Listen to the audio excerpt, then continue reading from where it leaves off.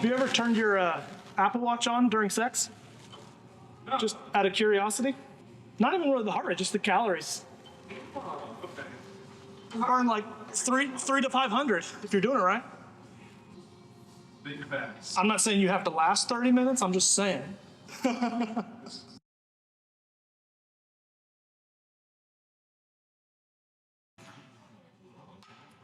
We'll see.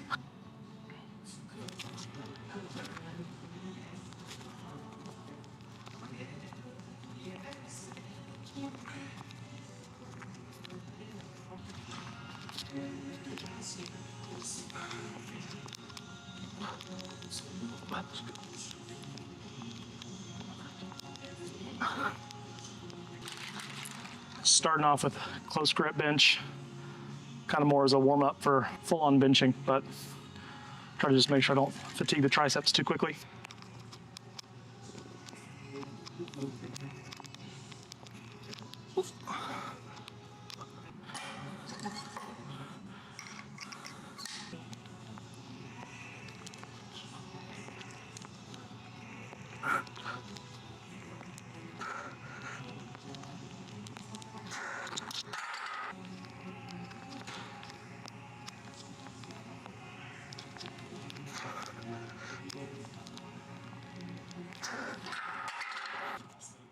Yeah.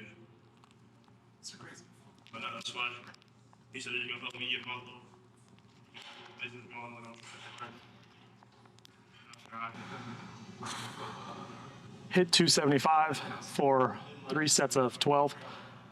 We're gonna go back down to 225 and just hit some volume, a lot of reps, smooth tempos, try to keep the tension consistent.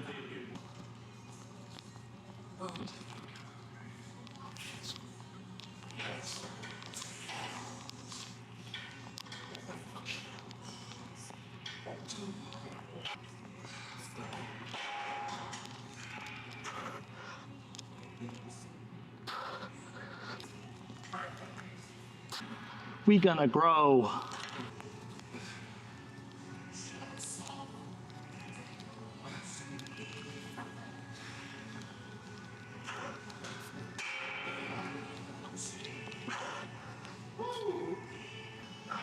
We'll do some tempo work with some high inclines.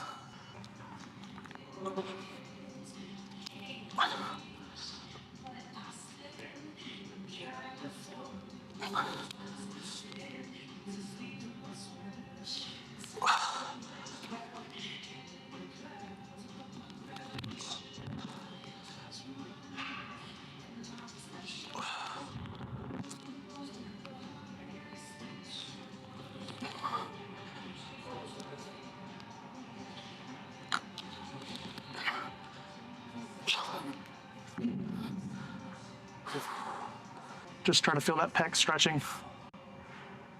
Get into a real good stretch at the bottom.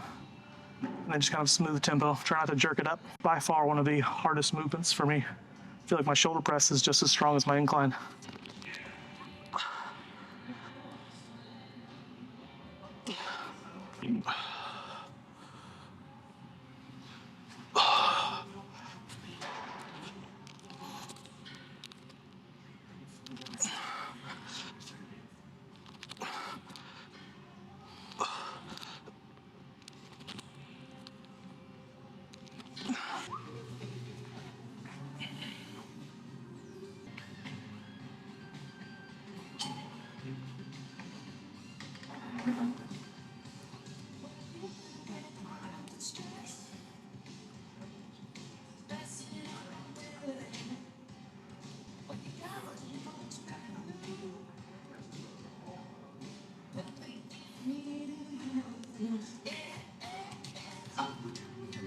Like this decline press, one because the cables keep the tension really smooth, but kind of allow you to kind of get a peak contraction at the very bottom and then kind of slowly lower in that position without having to worry about bench positions or anything like that.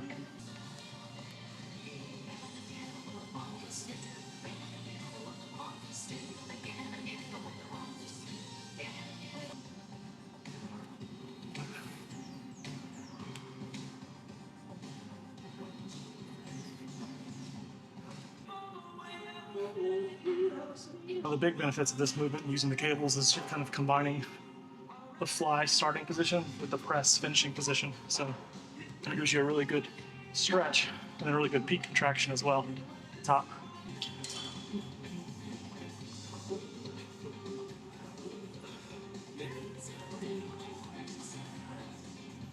Been going super slow, eccentric, everything. Nice and little stretch.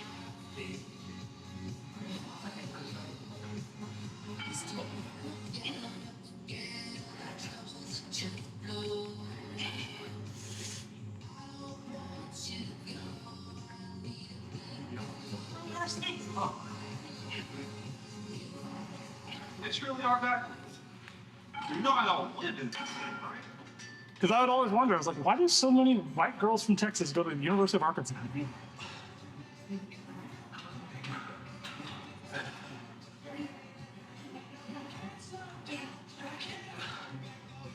Oh. Goals, Jeremy. I know. That's why I'm not. You want a 6-piece McNugget or you want a 6-pack? Because you can have both. Look at me.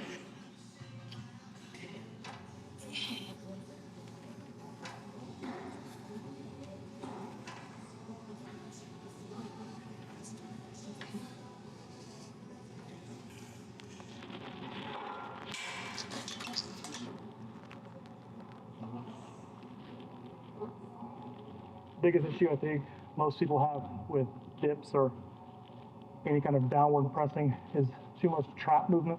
So a lot of trap involvement, which means your pec's actually not stretching because your shoulder's actually moving in that joint capsule, taking away from how far your pec is actually moving through the range of motion. So try to think about keeping your traps down and pushing. Get a peak contraction, obviously, with arms fully extended. But when you come up to the top, you should really feel a lot of pec stretch and not shoulders raising up. Shoulders still kind of staying down and really allowing that internal rotation of the pec to cause more length.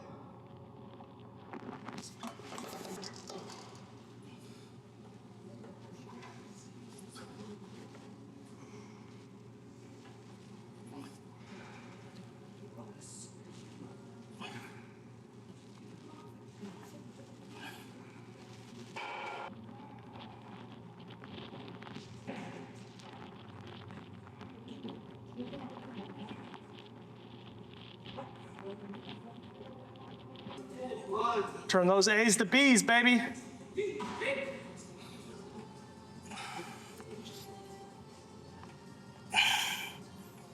Yeah, I mean, well, I think people don't realize how much emotional energy it takes to do this job where, like, you're constantly, but eat better. Stop drinking every night. Yeah. Don't go home and be like, oh, I had a great workout. Let me have a bottle of wine. Right. It's like, goddamn. But also, yes, like, Drink down the sugar real quick. when you're in this job and you just have to talk to people, complain about their problems all day, it's like, cool, but realize that this problem is 100% up to you. You are creating the problem for yourself. I can create the solution for you, but you have to follow it.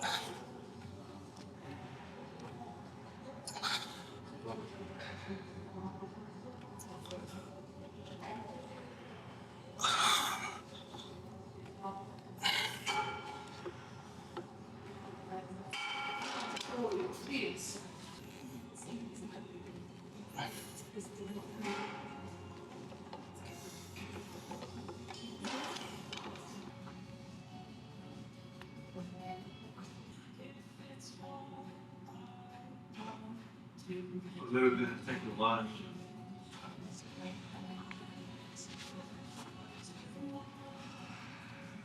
Still want to really focus on the shoulders, but kind of focusing on my chest work first, because I feel like I need to grow that a little bit more. I'm doing shoulders after chest. It's really tough on the shoulders. So, but doing chest, which is my point of emphasis right now, doing that after shoulders is impossible. Stretch it out. The stretch is the worst. The stretch is the worst part. You want to quit the whole time?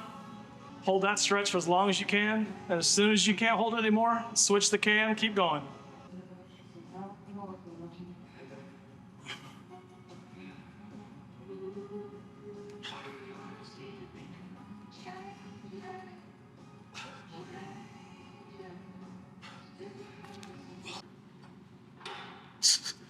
Got that on purpose. Just that specifically. That's all I needed to see.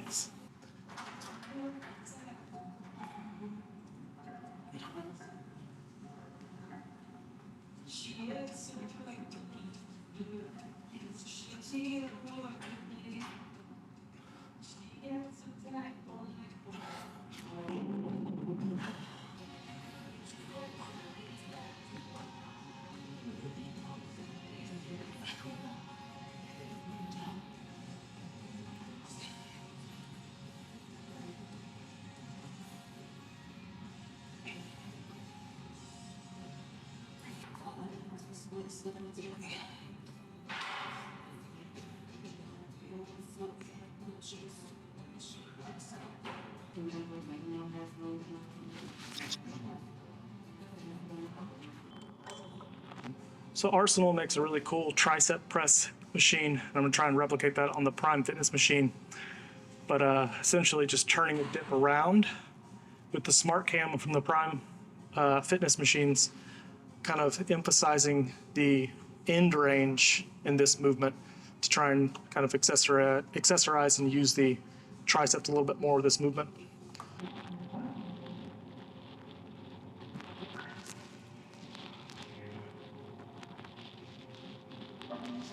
Because of the smart cam, it's really easy in that top position where the pec and the front delt are a little bit more involved, and a lot harder in that tricep extension phase when you get down to the very bottom. Plus, the way that the machine is angled upwards allows for more kind of a internally rotated position, tricep extension the whole time. Kind of like you're doing a skull crusher, but that shoulder's rotated back. And so, still getting a little bit of neck, a little bit of shoulder, but a lot of tricep. Have you ever turned your Apple Watch on during sex? No. Just out of curiosity? Not even really the heart rate, just the calories. Okay.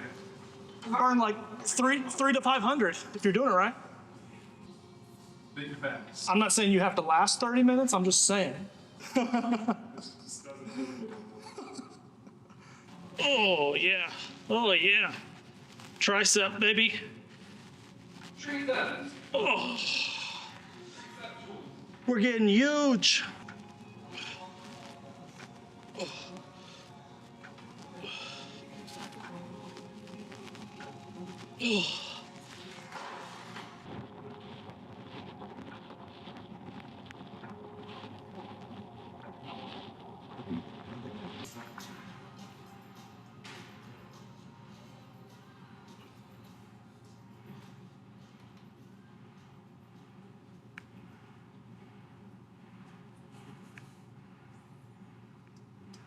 To hit some lesser utilized portions of the tricep, you got to do some overhead extension work too.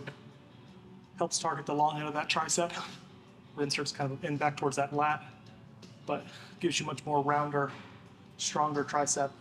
Helps stabilize the shoulder in overhead extension as well, and on the bench press. So, especially if you deal with any shoulder pain or lack of shoulder mobility, some overhead tricep work could definitely help out.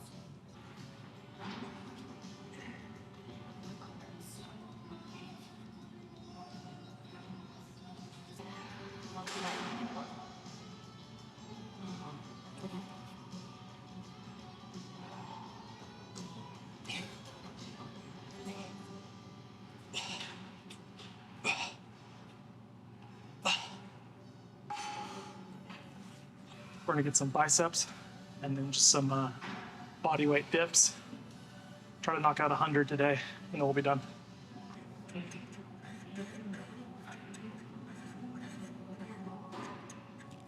Trying to keep smooth tempos both ways, so it's kind of slow on the way up, slow on the way down.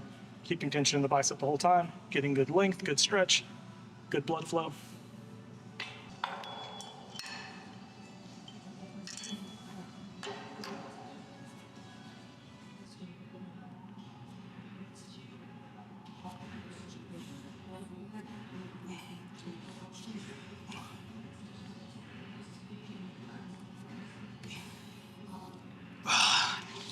Oftentimes, people sacrifice way too much for weight and get really caught up on that and lose the emphasis of the contraction, healthy length in the muscle to keep the muscle healthy and strong.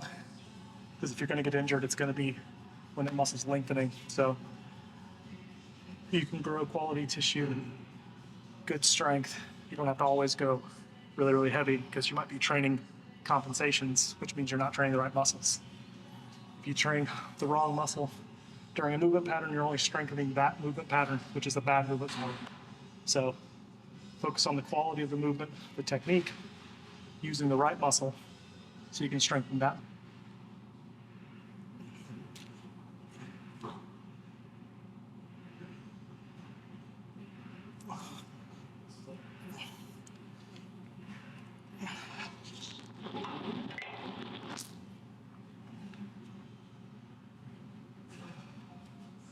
When doing a bicep curl, specifically with cables, I like to think about letting the hands kind of come in front of me a little bit rather than down by my side to keep tension in that bicep the whole time. So keeping the hands in front means the muscle's never really relaxing, as opposed to down at the bottom. All that gravity is just kind of hanging in your traps, hanging in your shoulders, and so you're kind of initiating from that point. So keeping the arm in front, it's going to load that bicep a little bit more, a little bit in the front delt, but keeping tension where you intend it to be.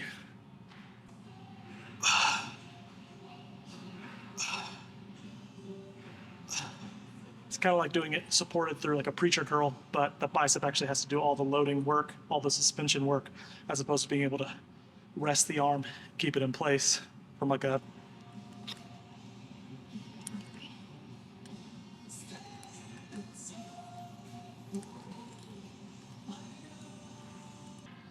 this cable curl variation coming kind of across the body. It's going to work the short head, that brachialis a little bit more, get some more growth in that specific inside tissue, kind of harder to grow. So coming across that body, especially with the cable machine, very hard to replicate with dumbbells. In my opinion, usually most people with dumbbells are kind of wasting their time doing kind of that cross body work. The dumbbell's not going to supply an appropriate resistance anywhere but just straight up, and so coming across the body is almost like inefficient compared to the cable. It's smooth tension the entire time. So this is a way better way to develop that inside bicep muscle.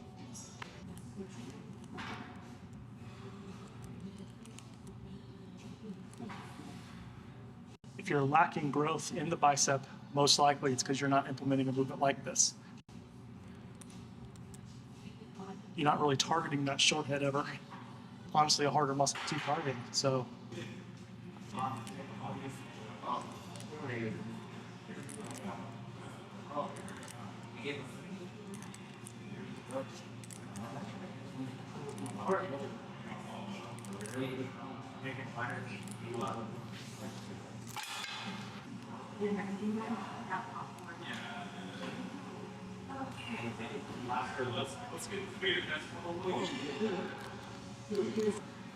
dip time.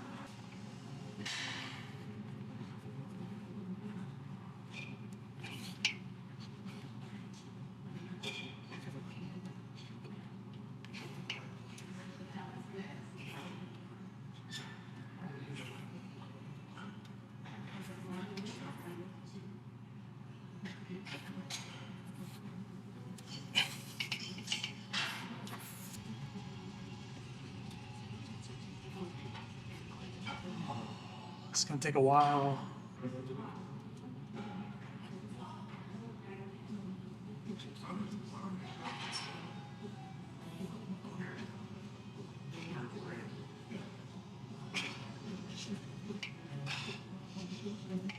I'm going to finish 100 of these. Got about 40 left. I think I'm going to eat. Got a chimichurri steak bowl from Benefit. It's going to be good. It's going to be good. 40 more.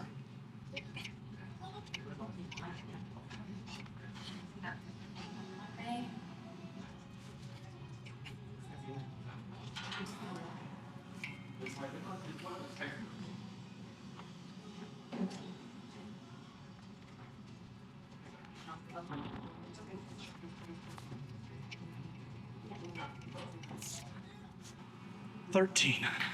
13. 5. Fuck.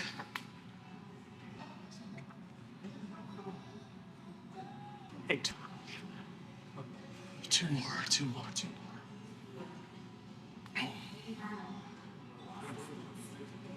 4, 4, 4. Oh, 5. 12, no time. Eat, train.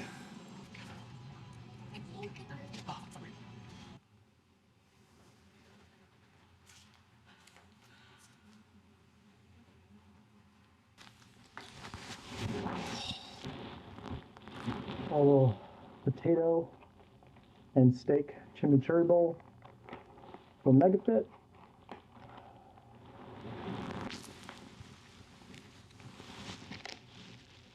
410 calories, 33 grams of carbs, 12 grams of fat, and 42 grams of protein.